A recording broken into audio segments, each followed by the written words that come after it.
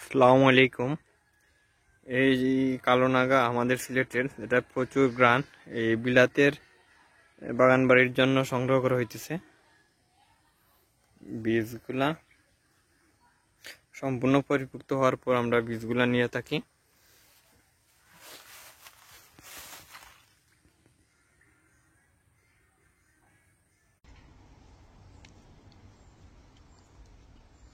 Hello বাগানপ্রেমী ইউটিউবাসী, আপনারা যে যেখান থেকে আজকে আমার ভিডিওটি দেখছেন, আপনাদের সবাইকে বিলেতের বাগান বাড়ির আরেকটি ব্র্যান্ড নিউ ভিডিওতে স্বাগত জানাচ্ছি। আর আজকে হচ্ছে জুন মাসের 25 তারিখ। আর আজকের পুরোটা ভিডিও জুড়ে থাকবে সিলেট অঞ্চলের অনেক পপুলার একটা মরিচ, কালো নাগা মরিচ নিয়ে বিস্তারিত আপনাদেরকে জানাবো।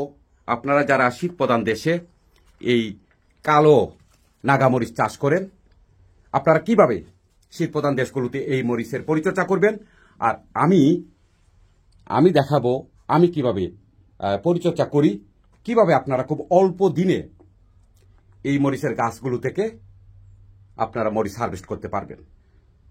তো আজকে জুন মাসের 25 তারিখ, আপনারা যদি দেখেন, এই দেখেন কত বিশাল হয়েছে গাছগুলো। এজন্য এক একটা গাছের সাথে আরেকটা গাছের প্রতিযোগিতা চলছে, কোনটা আগে বড় হবে এরকম। এই যে দেখেন সামনের গুলো দেখেন, ওই দেখেন পিছনের গুলো। তো এখানে বিভিন্ন ধরনের মরিচের গাছ রয়েছে, যার সবগুলোই নাগা মরিচের ফ্যামিলি। এক একটার এক একটা ফ্লেভার রয়েছে, আবার অনেকগুলোর জালও রয়েছে। এখানে যে গাছটা, এটা যদি একটু দেখেন, এই যে কত বিশাল। আমি এর আগেও একটা নাগা মরিচের গাছ আপনাদের সাথে শেয়ার করেছিলাম। আমি আপনাদের বলছিলাম যে অনেকেই এই যে গোড়ার, যখন গাছ ছোট থাকে তখন এই গোড়ার সবগুলো শাখা কেটে দেন। আর আমি বলছিলাম যে আমি কিন্তু এই শাখাগুলো কেটে দেই না। এই যে দেখেন, মনে হয় এগুলো দেখলে মনে হয় যেন আমি গাছ থেকে ডাল ভেঙে এখানে পুঁতে দিয়েছি, অর্থাৎ এখানে আমি রোপণ করেছি, এরকম মনে হচ্ছে। এই যে দেখেন, আমি কিন্তু নাগামরিচের নিচের যে শাখাগুলো, এগুলো কখনো কাটি না। তারপরে মাঝখানটা যদি দেখেন, এই যে দেখেন মাঝখানটা একেবারে পরিষ্কার। তারপরে এই দেখুন পুরো গাছটা।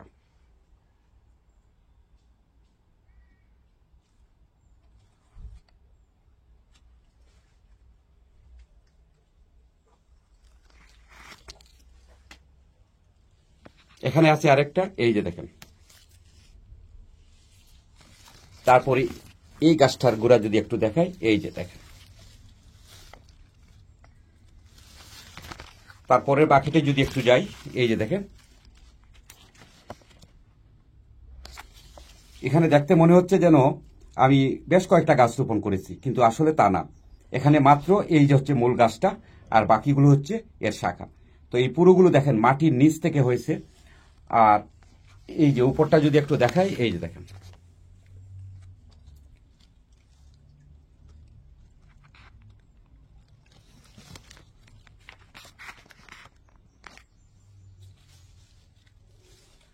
তারপরের গাছটা যদি একটু দেখি,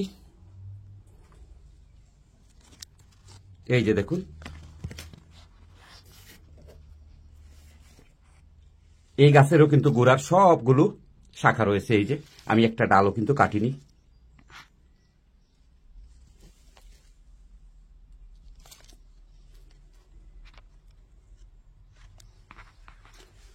আর নাগামরিচের পুরো উপরটা যদি একটু আপনাদেরকে দেখাই, এই যে পাতাগুলো যদি দেখেন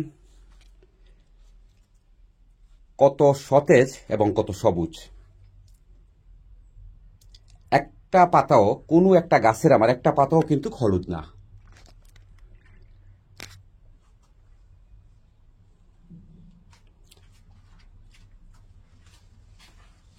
তারপরে এটা যদি এই নিচটা একটু পরিষ্কার, আমি যদি একটু দেখাই, যে দেখেন এখানে কিন্তু একটা ফুলও যে ঝরে পড়েছে এরকম না। এই যে দেখুন, কোনো ফুল ঝরে পড়েনি। তো এই প্রবাসে আমরা যারা নাগামরিচ চাষ করি, আমাদের একটা সমস্যা, ফুল ঝরে পড়ে, অনেকে বলেন। সেটিও সম্পর্কে আজকে বলবো বিস্তারিত, কেন ফুল ঝরে পড়ে।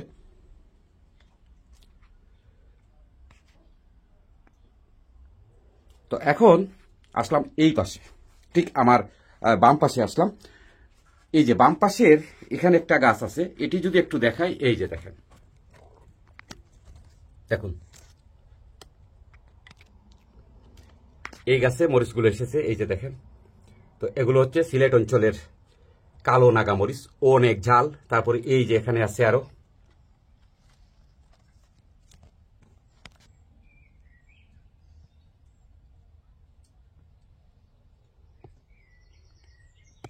এর গোড়াটা যদি একটু দেখেন, এই যে মনে হয় না যে এখানে বেশ কয়েকটা গাছ আমি রোপণ করেছি, আসলে না, আসলে হচ্ছে এই গাছটাই মূল গাছ। আর এই অংশটা দেখেন একেবারে পরিষ্কার। তো এরকম গাছকে যদি আপনি বড় করেন তাহলে দেখবেন যে উপরে আসার পর গাছটা অনেক বেশি বড় হয় এবং প্রচুর মরিচ আসে। তারপরের গাছটা যদি একটু দেখাই, এই যে দেখেন এই গাছটা নিচের যে ডালগুলো শাখা সেগুলো রয়েছে, আর উপরের অংশটুকু খালি। তারপরে এই দেখেন মরিচ।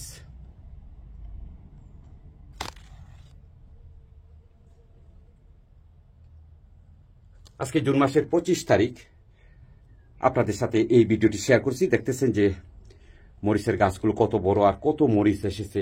আর কয়েকদিন পরে দেখবেন যে গাছের পাতা থেকে মরিচ বেশি হয়ে গেছে।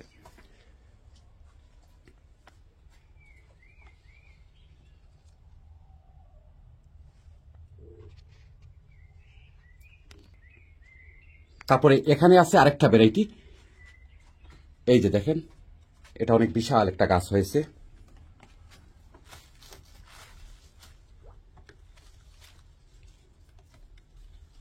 এই দেখুন প্রচুর ফুল এসেছে।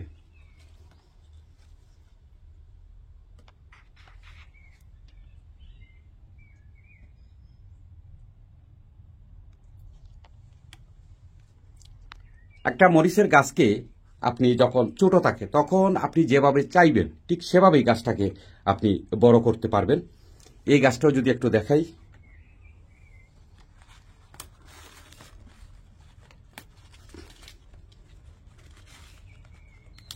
এই দেখুন এখানে ফুল, আর এই অংশটুকু একেবারে খালি, গোড়ারগুলো আছে তারপরে উপরে।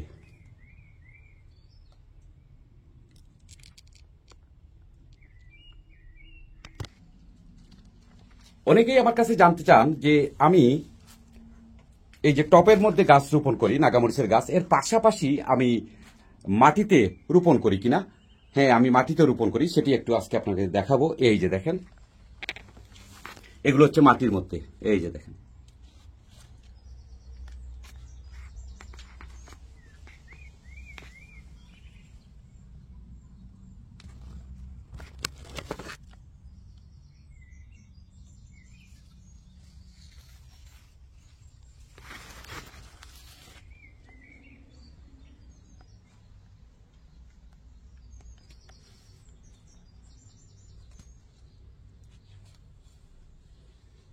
কত হেলদি নাগার গাছগুলো আপনারা দেখলেই বুঝতে পারবেন। এই যে দেখেন কত বড় বিশাল এক একটি পাতা।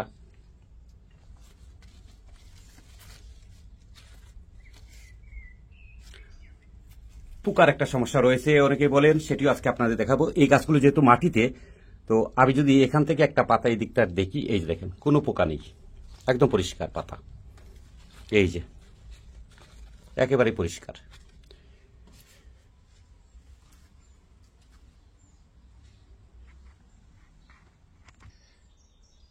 যাদের নাগা গাছে পোকার সমস্যা হয় আপনারা চাইলে একটু ওয়াশিং লিকুইড দিয়ে পানির সাথে মিক্স করে সেটি গাছে আপনারা স্প্রে করতে পারেন।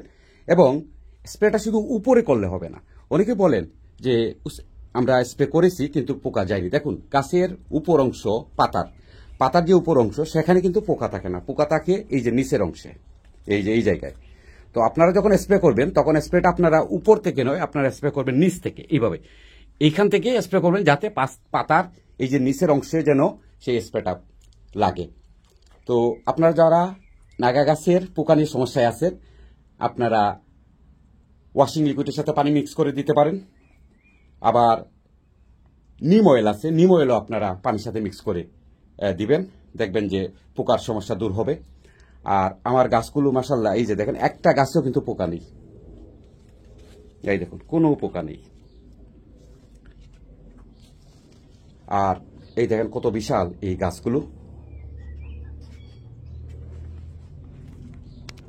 তো এই হলো পোকার সমস্যা, গাছে পোকা দূর করার পরবর্তী যে বিষয়টা সেটা হলো যে অনেকেই নিয়মিত আমাকে প্রশ্ন করেন যে ভাই গাছ থেকে সব ফুল ঝরে যায়, একটা নাগাও টিকে না, এই সমস্যাটা এটি নিয়ে আপনাদেরকে বলছি।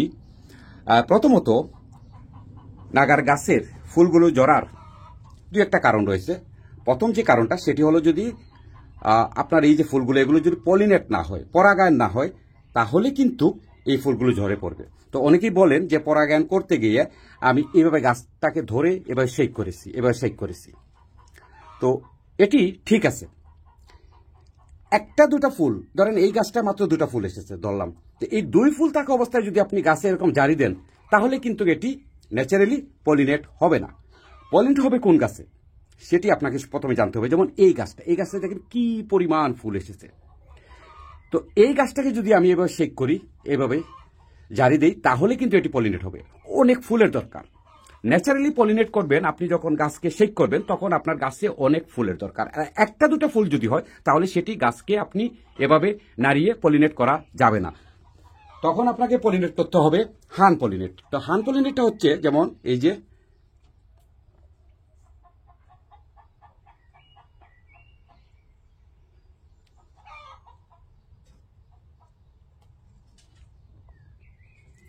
প্রথম আমি নিজেও এই নাগাগুলো যখন আসে তখন আমি কিন্তু হান পলিনেট করেছি। তার কারণ হলো, এই দেখেন এই অংশে অন্য কোনো ফুল ছিল না, মাত্র কয়েকটা ফুল এসেছিল, যার জন্য এগুলো আমি হান পলিনেট করেছি।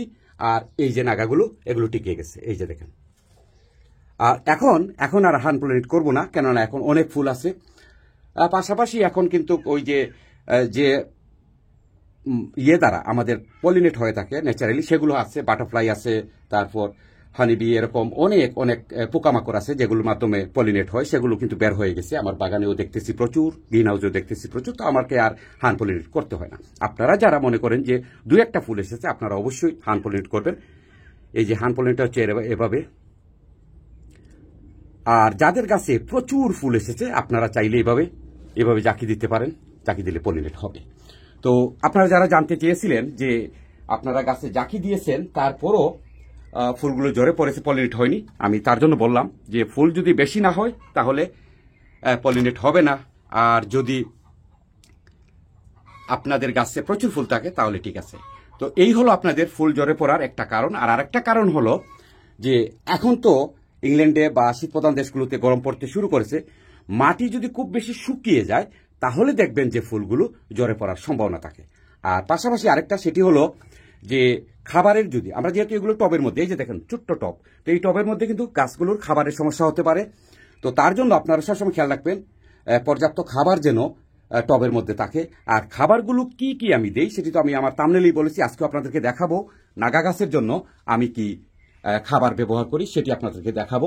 আর আপনারা চেষ্টা করবেন এই যে বড় যে পাতাগুলো এগুলো কেটে দেওয়ার। এই যে আমার নিচের অংশটুকু যদি একটু দেখাই কত পরিষ্কার, আর উপর থেকে যেমন বিশাল একটা বট গাছের মতো হয়ে গেছে।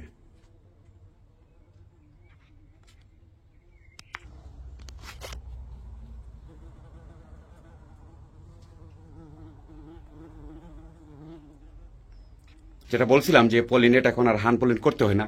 এই যে দেখছেন এখানে পলিনেট হচ্ছে, এটি অনেক পপুলার। এটা নিয়ে একটা ইংলিশ মুভিও রয়েছে একই নামে। তো এটি অনেক পপুলার একটা মরিচ। এই মরিচটার গাছ নিয়ে আমি সেপারেট একটা ভিডিও আপনাদের সাথে শেয়ার করব। তারপর এখানে আছে ডরসেট নাগা, তারপরে আছে এখানেও বাংলাদেশি নাগা, এটা আরেকটা ভ্যারাইটি বাংলাদেশের। আর এই সবগুলোই বাংলাদেশি নাগা।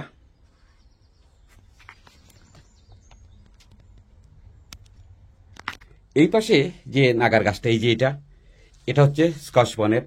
আপনারা জানেন এটা অনেক পপুলার একটা নাগা সারা পৃথিবীতে।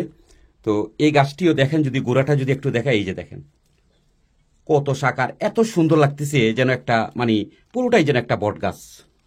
তো এটাকে আমি এভাবেই তৈরি করেছি। তো যেটা শুরুতে বলছিলাম যে আপনি নাগার গাছকে কিভাবে বড় করবেন সেটি আপনার উপর নির্ভর করে। আমি এটাকে চেয়েছিলাম যে এভাবেই বড় করব, এখানে কোনো শাখা রাখবো না, সব পাতা ফেলে দেবো, তারপর শুধু ডাল আর ডাল। তো এই যে দেখেন, আর আজকে দেখলাম এখানেও কিন্তু একটা স্কচ বনেট এসেছে। তো এই যে এখানে দেখতেছি মাশাআল্লাহ, এই যে দেখেন। তো আর বাকি তো প্রচুর ফুল এসেছে এই গাছে।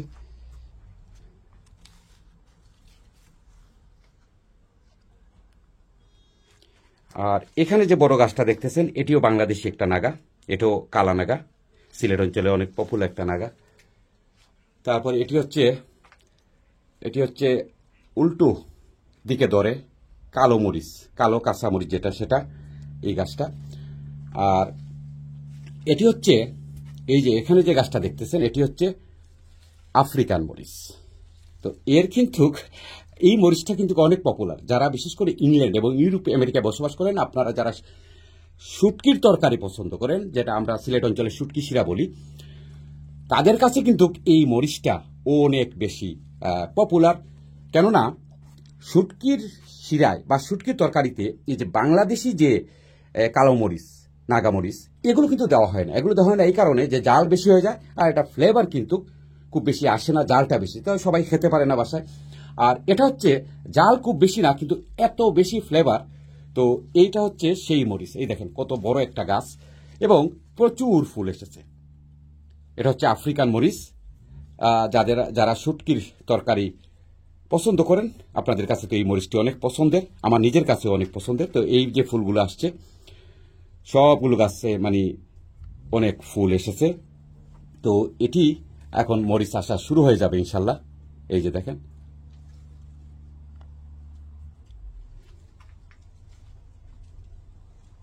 তারপরে এটিও বাংলাদেশি কালামরিচ। আর এখানে একটা গাছ যদি আমি দেখাই, এই যে দেখেন, এই দেখেন ছোট্ট একটা টবের মধ্যে, আর গাছ দেখেন কত বিশাল। এই যে এখানে কিন্তু এই যে এখানে মরিচও এসেছে, এই যে দেখেন নাগা মরিচ। এটিও কিন্তু সিলেটের কালো নাগা। তো আমি গাছটাকে একটু আবার দেখাবো। এই যে দেখেন খুব অল্প মাটি, এই যে ছোট্ট একটা টবের মধ্যে। এটা আমি বড় টবে নেব, ব্যস্ততার জন্য নেওয়া হচ্ছে না। তো আসলে মাটির খুব বেশি প্রয়োজন যে, সেটি আমি কখনো আপনাদেরকে বলি না। আপনাদেরকে সবসময় বলি যে আপনারা পরিচর্যা করবেন ভালোভাবে। একটা মরিচের গাছের কতটুকু খাবারের দরকার, এই ছোট্ট টবের মধ্যে সেই খাবার আছে, যার ফলে আপনারা যদি দেখেন একদম গুড়ার পাতাগুলো যদি দেখেন, একটা পাতাও কিন্তু হলুদ হয়নি। এই যে দেখেন, তারপরে এই যে উপরের অংশটুকু যদি একটু দেখাই এইভাবে, এই যে দেখেন। আর এই তো বললাম যে এখানে দেখতেছি নাগা চলে এসেছে।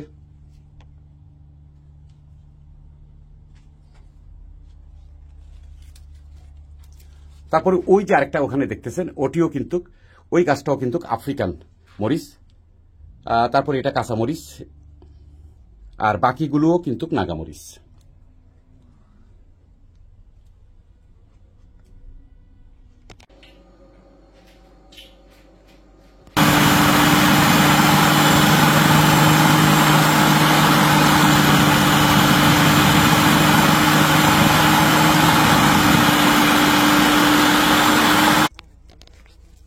একটু আগে আপনারা যে ক্লিপটা দেখলেন যে আমি কাঁচা আলু স্মাশ করেছি, সেটি আমি কিভাবে গাছের গোড়ায় দেই সেটি একটু দেখাবো। এই যে যারা বাকেটে, পটে, টবে রোপণ করেন, আপনারা এই একদম বাকেটের যে পাশ সাইড, সেই সাইডের অংশটুকু আপনার এভাবে একটু খাল করে নেবেন।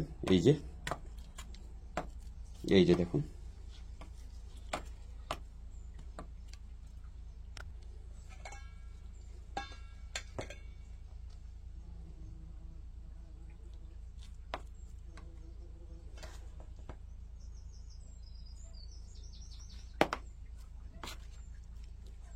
এটা যদি দেখেন যে গাছের গোড়া থেকে একেবারে দূরে।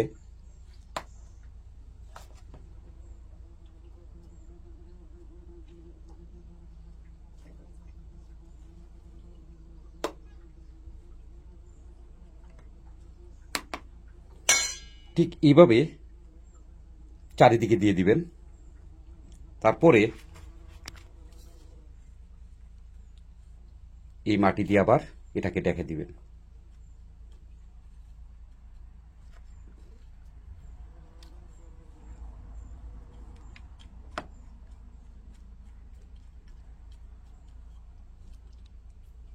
আবার আগের একটা ভিডিওতে একজন ভিউয়ার জানতে চেয়েছিলেন যে এই কাঁচা আলুগুলো এভাবে করে যে কোনো গাছে দেওয়া যাবে কিনা।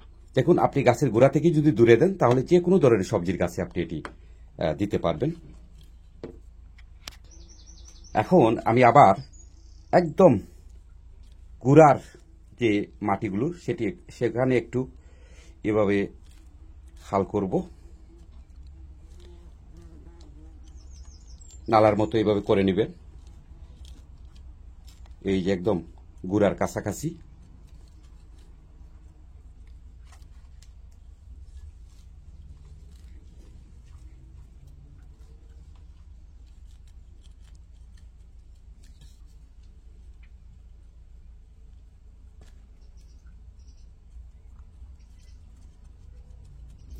এখন ভালোভাবে যদি দেখেন, এই যে এখানে শেকড়গুলো দেখা যাচ্ছে, এই যে এগুলো হচ্ছে নাগা গাছের শেকড়, এই যে দেখুন। তারপর এই যে বাসায় জমানো টি ব্যাগগুলো, এগুলো আমি একটু নিচ্ছি, এই যে দেখেন। তো এখন এই টি ব্যাগগুলো একটু আপনার দেখাই, এগুলো কিন্তু একদম শুকনো, এগুলো আপনারা ভালোভাবে শুকিয়ে নেবেন। এই যে দেখুন, এগুলো শুকনো, এগুলোতে কোনো পানি নাই, এই যে কোনো পানি নাই, শুকনো। তো এই টি ব্যাগগুলো আমি এইখানে দিয়ে দেব, এই যে দেখেন।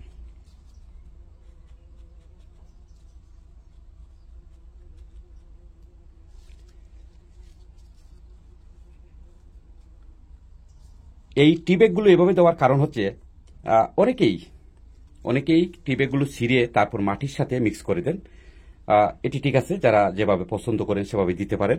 তবে আমি কখনো টি ব্যাগ মাটির সাথে মিক্স করে দেই না, আমি যেসব সবজির গাছেই দেই টি ব্যাগগুলো এভাবেই দিই। তো যারা ইংল্যান্ড থেকে আমার ভিডিও দেখছেন, আপনারা জানেন যে আর কিছুদিন পরেই স্কুল হলিডে হবে, সামার আসবে। তখন আমরা কিন্তু পরিবারের সদস্যদের নিয়ে অনেক ব্যস্ত থাকি। বাচ্চারা বিভিন্ন জায়গায় যেতে চায়, আমরাও নিয়ে যাই, আমরা নিজেরাও যাই। তো ব্যস্ততার ফলে আমরা কিন্তু নিয়মিত বাগানের পরিচর্যা করতে পারি না, গাছে পানি দিতে পারি না। এটি একটি বিরাট সমস্যা। একদিন দুদিনের জন্য যদি আপনি চলে যান, তাহলে চিন্তা করেন আপনার বাগানে গাছগুলোর কি অবস্থা হবে। তো বিশেষ করে নাগা গাছের এই সমস্যাটা কিন্তু খুব জটিল। কেন জটিল আমি বলছি, যে এই যে ফুলগুলো দেখতেছেন গাছে, এই যে ফুলগুলো, এই গাছের গোড়াটা যদি একেবারে শুকিয়ে যায়, তাহলে কিন্তু এই ফুলগুলো জ্বরে পড়ার সম্ভাবনা থাকে, এই ফুলগুলো জ্বরে পড়বে। আর এই ফুলগুলো জ্বরে পড়লে তো আপনার নাগা গাছের অনেকগুলো নাগা আপনি লস্ট করলেন। তো এই যে শুকনো টি ব্যাগগুলো আমি এখানে দিয়েছি, এখন আমি আবার এটাকে মাটি দিয়ে ঢেকে দেব।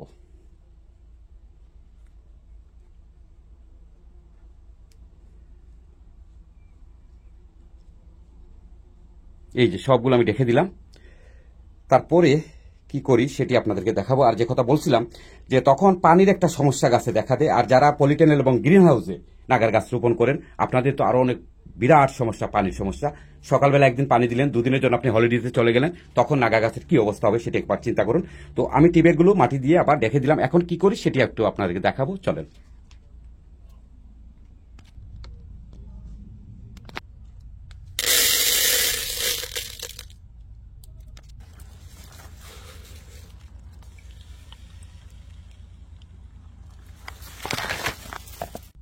তো আমি যে অ্যাপসন সল্টটা নিয়েছি, এটি এখন আমি পানির সাথে মিক্স করে দেব।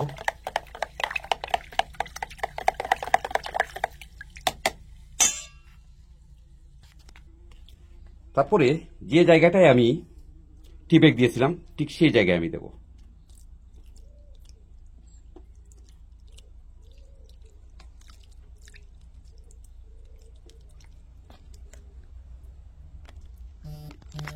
এখন আমি আবার ওই টি ব্যাগগুলো মাটির নিচ থেকে তুলব। এই যে দেখেন, দেখছেন? তো এটি হচ্ছে অনেক গুরুত্বপূর্ণ একটা বিষয় নাগা গাছের জন্য, যে কথাটি আপনাদেরকে শুরুই বলছিলাম, যে আমরা যদি কখনো একটু কয়েকদিনের জন্য বেড়াতে যাই, তখন এই যে টি ব্যাগে আমি যে খাবার দিলাম গাছকে বা যে পানি দিলাম, সেটি কিন্তু অনেক দিন পর্যন্ত সংরক্ষণ থাকবে এই টি ব্যাগে। এবং আরেকটা বিষয় আপনাদের বলি, আমি বলছিলাম যে এই যে দেখেন, এখানে কিন্তু গাছের শেকড় আছে। তো এই টি ব্যাগের ভেতরে কিন্তু শেকড়গুলো চলে যাবে। আমি যখন এটাকে ঠিক শেকড়ের কাছে রাখবো, তখন এই গাছের শেকড়গুলো টি ব্যাগের ভিতরে চলে যাবে। তো খাবারগুলো আমার এখানে থাকলো, পানিটাও থাকলো, গাছটা আমার কখনো ক্ষতিগ্রস্ত হবে না। তো এর জন্য আমি অনেক বছর ধরে আপনাদেরকে বলি যে আমি টি ব্যাগ কখনো মাটির সাথে মিক্স করে দিই না, আমি এভাবেই পুঁতে রাখি গাছের খুব কাছাকাছি।